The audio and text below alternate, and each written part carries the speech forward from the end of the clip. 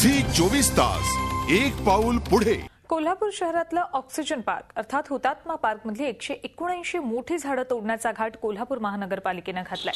नाल्याच्या बाजूने संरक्षक भिंत बांधण्याच्या उद्देशाने ही झाडं तोडण्याच्या तयारीत पालिका आहे, पण पालिकेच्या निर्णयाला पर्यावरण प्रेमींबरोबरच सर्वसामान्य नागरिकांनीही तीव्र विरोध केलाय। जैवविविधता मोठ्या प्रमाणात आढळत असताना कोल्हापूर शहरातल्या नागरिकांना ऑक्सिजन पार्क म्हणून या बागांचा उपयोग होतो।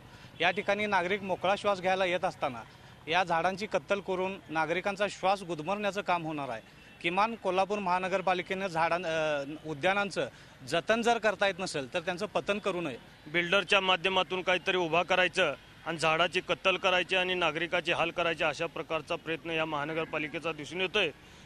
एकंदरीत परिस्थिती बघितली तर झाडे लावा आणि झाडे जगवा असं एका बाजूला सांगायचं आणि दुसऱ्या बाजूला झाडं तोडून त्याची कत्तल करायची आणि नागरिकाला जो मिळणारा या ठिकाणचा आधार आहे तो आधारच या ठिकाणी नाहीसा करायचा असा एकंदरीत महानगरपालिकेचा प्रयत्न दिसतोय। झाडं अजिबात तोडता कामा नयेत। झाडं न तोडता तुम्ही काय सुधारणा करायची ते करा, पण एकाही झाडाला तुम्ही हे लावू नका, हात म्हणजे तोडू नका। ती आमचा जीव गेल्यासारखं वाटणार आम्हाला एक झाड तुटलं तरी सुद्धा।